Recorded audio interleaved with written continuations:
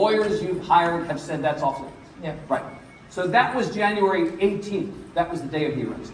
Let's fast forward 12 days to January 30th. You can talk about what happened on that Yes. day. Yeah.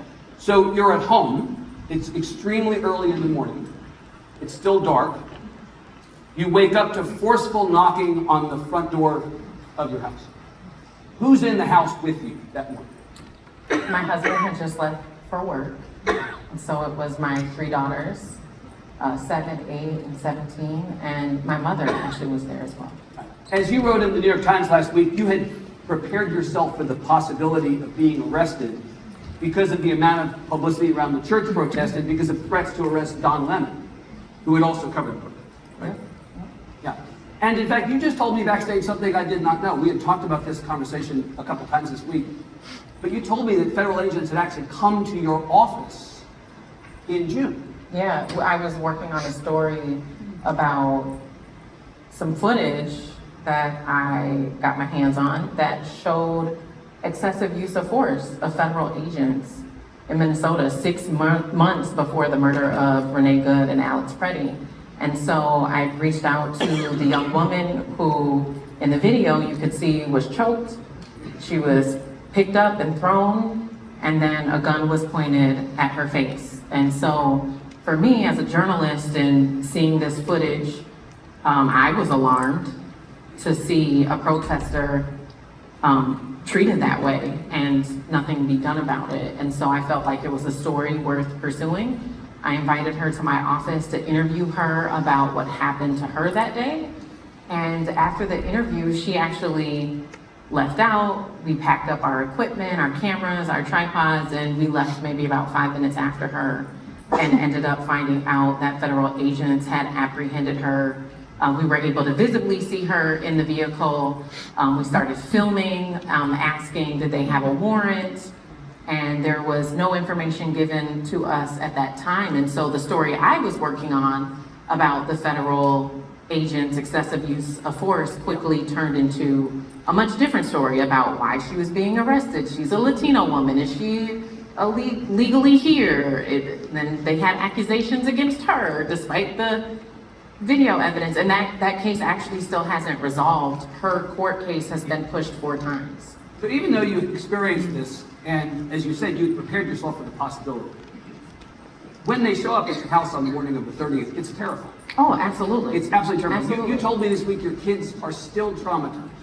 Yeah, I was talking to my 8-year-old daughter earlier today, and she said that she's afraid that she's home alone with her dad because she's concerned that ICE might come get him. And then, because I'm here, where would she go? And then seeing the stories about Liam all over the news, Yeah. I think her mind went to, he'll probably take me with that. And so, how do you rationalize that with an 8-year-old? Take us to the moment that this is going on. So how many federal agents are outside? About 2 dozen. About 2 dozen. 2 dozen. Amazing. Yep. So, And DEA, which was humiliating. not just ICE, but Homeland Security was there. We saw HSI, yeah. but mainly DEA. Yeah. Walk us through the sequence of events. So the knocks happen. What do you do? What happens in your house? Well, I heard the knocks, and you kind of, it's 6 a.m. I'm like, did I? No, like I haven't had my coffee, and so I was like, I must be hearing things.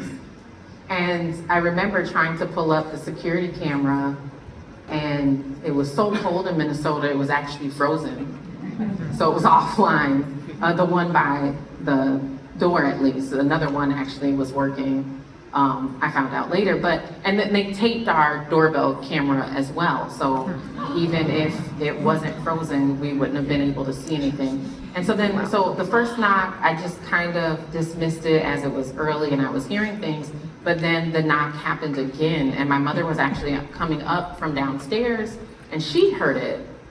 And so she went to answer the door because we were on edge. I had prepped my family that this might be a possibility. Yeah. Knowing that I recorded on the church protest, seeing different people who work for the federal government making posts online saying arrests are coming, seeing 3 people be arrested the week before. And so she kind of, I think it clicked for her what it was after that second knock. Yeah. And she went into Mama Bear. She started to ask them for the warrant. What type of warrant was it? Was it administrative or judicial? Was it an arrest warrant or a search warrant? Which then actually bought me some time to do some really critical things for myself, which I'm not Don Lemon. So if you're not in Minnesota, or if you don't live in some of the small markets that I've worked in through my reporting career, you probably don't know who I am, and that's okay. But under these circumstances, I just felt like it was really important for me to tell my own story so that the public would know that it wasn't just one journalist that was being arrested, it was 2. And so while she was talking to them, and she ended up going outside to talk to them face to face and actually get the warrant and take a picture of it to send to my attorney to verify its legitimacy, I went live on Facebook. I had filmed her talking to I basically produced in broadcast, I would call it, I basically produced an entire news package.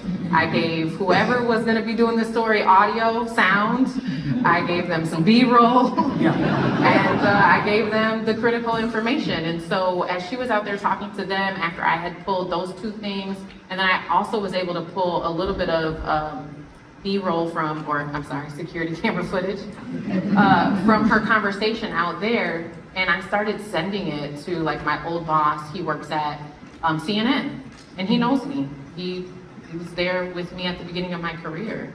And so I sent it to him. I sent it to anybody who I knew knows about my 20-year commitment to journalism and media. I think it's kind of remarkable, Georgia, that you didn't just freak out. I would have just freaked out. I would not have been so self-aware as to say, I'm going to go upstairs, be composed, pull this stuff together. But you didn't. I feel like when you're fighting for your freedom, you know, you got to do what you got to do. And so for me, I just felt like that. And when you read the criminal complaint, I don't know if people in here have reported on it or if they've read it, but that I think is the determining factor for me, is for the court to know I am a journalist. And you know, at the end of the day, if we are at a place as a nation that says that journalists can be arrested and locked away for simply filming what's happening in their communities, then let that be the determination. But I don't want to be in a courtroom and not be recognized for who I am to my community and not be recognized for my body of work. I produced an independently funded and independent news program for television that was nominated for 12 regional Emmys, and we won 3. I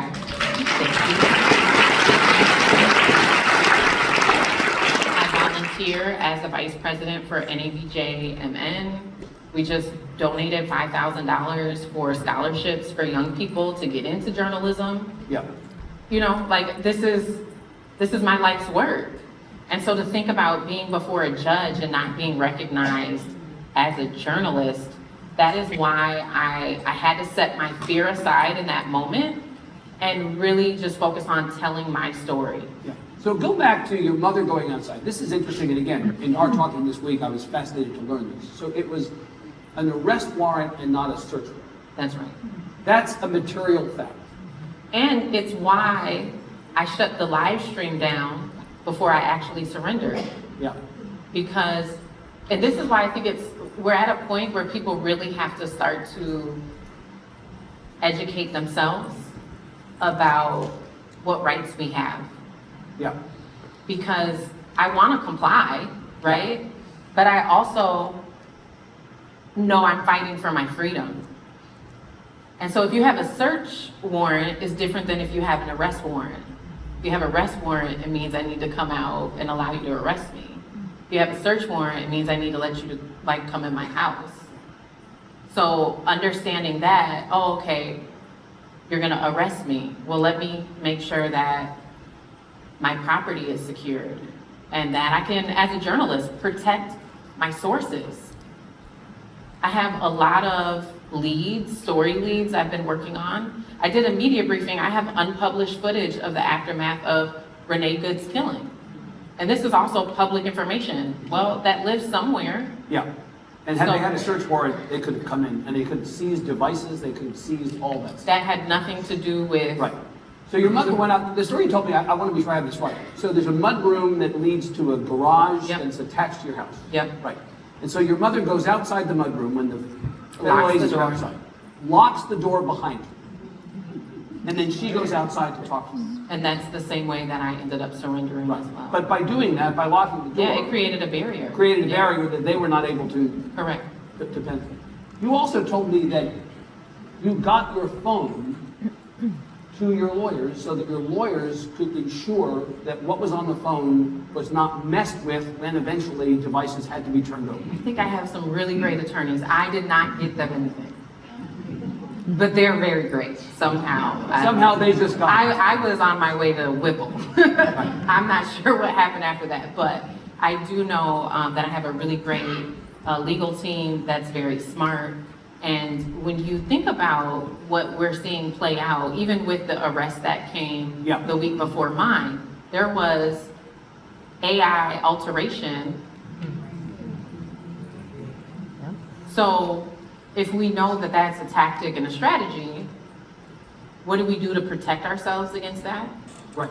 And so I think it's really critical to have things cataloged somewhere. And that was the point, was to get everything cataloged so that when the device ultimately ends up in the hands of the authorities, if they make a claim about what's on it, you actually have a way to rebut it. Correct. Because you catalog. See, in the room are both journalists and civilians, right, today. For the journalists in the room particularly, I think this is fascinating because all of us in this business now have to arm ourselves, protect ourselves against the possibility That's right. that something like this will happen. So knowing the difference between an arrest and a warrant and a search warrant is one of the many things that maybe we didn't think once upon a time we had to worry about. Yeah. But now we do. That's good. Making certain that your device, you can catalog everything on your device to ensure that. The whole conversation in journalism about don't let your phone be opened biometrically, face ID or fingerprint ID, because that's something that you can't prevent. But if it's a password, they can't make you give them your password, right? What other things do you think did you learn in this moment that the people in this room who do this work would benefit from? Anything else? Well, I would say as it pertains to being arrested, when I started grappling with the idea that I could be arrested, there was a series of decisions I had to make quickly. Yeah. I lead my organization. I'm responsible for reports and I have grant deadlines and this stuff kind of lives in my head and on my personal calendar. And so having to delegate, like bring people in the fold of what I'm working on and Yeah. giving people access to be able to move things in my absence. There could be a lot of financial costs. I've thought about if my door's kicked in and I have 3 kids, Yeah. how do we quickly fix that? Who can access funds and from where? And so I actually wrote a pretty large check to a relative, and it was in the event of an emergency, in the event that I need legal funds or bail or replace my door, and then blank checks that were signed to give access to finances. I mean, there's so many things. There's the Ready Now app, which with the click of a button, you can notify people that you're either in like medical distress or legal, having a legal issue, and you can put numbers in there, whether it's emergency contacts or your attorney's number, and then you can program who you want that alert to go to. Security cameras.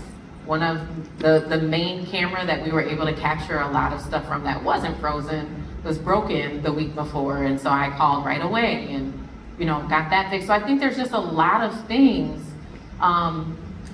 that I personally thought about, but I think the thing that was most impactful was having a strategy to tell my own story Yeah. in those moments.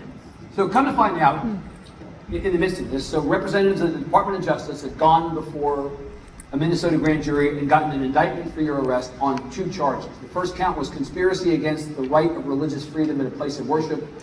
The second count is injuring, intimidating, and interfering with the exercise of a right of religious freedom at a place of worship. That's their bill of particulars against you. The arraignment is Tuesday, Right, coming up. You will, of course, plead not guilty. absolutely, Absolutely. And you're going to fight this thing vigorously. absolutely. And will you keep working as this is playing out? The best that I can. Right. It's challenging with my children. Yeah.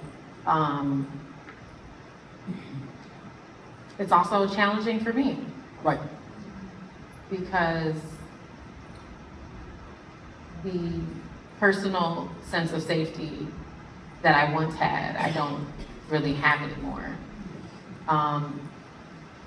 Feeling targeted, knowing that I did that report back in June, that then all of a sudden it coincidentally led to federal agents arresting this one.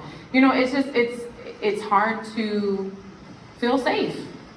And when you feel targeted, you're like it's repression. I think that's the best way I can describe it, because every time I go out to report, I am now conscious and aware of how might this be perceived by the federal government. Yeah. You know, and certainly when you're facing federal charges that are extremely serious, I mean, the most important thing to you is your freedom. So, Which, by the way, until recently, we took for granted. yeah. Right? Yeah, and I would say it's sad, because when you think about the importance of press and journalism, especially as it pertains to what's been happening in Minnesota, that's my home. It's where I'm from. I've been doing extensive reporting for a really long time, and on that specific day, there's really only 2 people who can give you the facts in the most objective way possible. And now we can't talk about it. Yes. Yes. The implications for journalism. So you wrote in the New York Times last week, the charges I face for reporting on an event of significant public interest and concern raise a serious question whether journalism is still protected under the Constitution. It's what Maribel said yesterday morning. Do we still have those rights? Like, you're grappling with this, with the larger implications of this. That's right. And I think we're seeing it play out also in Minnesota on other constitutional protections. But certainly as a member of the press, it makes you wonder. And I think we've seen an escalation. Certainly, this isn't the first time that this happened. Let's go back to 2020, when the CNN reporter Omar was arrested live on television. And I think that was the day I knew, if they can arrest a CNN reporter while he's broadcasting live on CNN with the CNN mic flag visible and a whole camera crew, they will come arrest me. I knew that. And I honestly felt repressed from that moment. I don't know if folks in here are familiar with Mario Rivera. He too was an independent journalist. Say something about it. In Atlanta. He was doing extensive reporting on his community, just like I've been doing. His focus, the Latino community. As all of the ICE arrests were happening, he was out documenting it. He ended up getting arrested, and despite his attorney saying that he had a proper work visa to be here, he was deported. So we've seen the erosion of our rights as a member of the press. We, even going back to the incident in 2020, it's like, what was the consequence for that? And so I think that as a country, we have developed a tolerance for our rights to be violated with very little consequence. And so now it has fostered a culture where this is now normal It's maybe outrageous the day you hear about it, and maybe that week. But kind of after that, the Well, so majority much of is- people move on So much to is the going next on, we story. move on. Yeah, and so then where's the accountability? And I think, I'm wearing a shirt that says protect the press, because if we don't stand up now, if we don't draw the line, okay, it was terrible when it happened to Omar. It's extremely tragic when it happened to Mario. Like, when is it going to be not tolerated anymore? When is there going to be a consequence, a serious consequence? When are our rights actually going to be enforced? There's the question of journalism and the implications for journalism, but there's also the question of implications for all of them, right? Again, this is the why should anybody outside of journalism care question.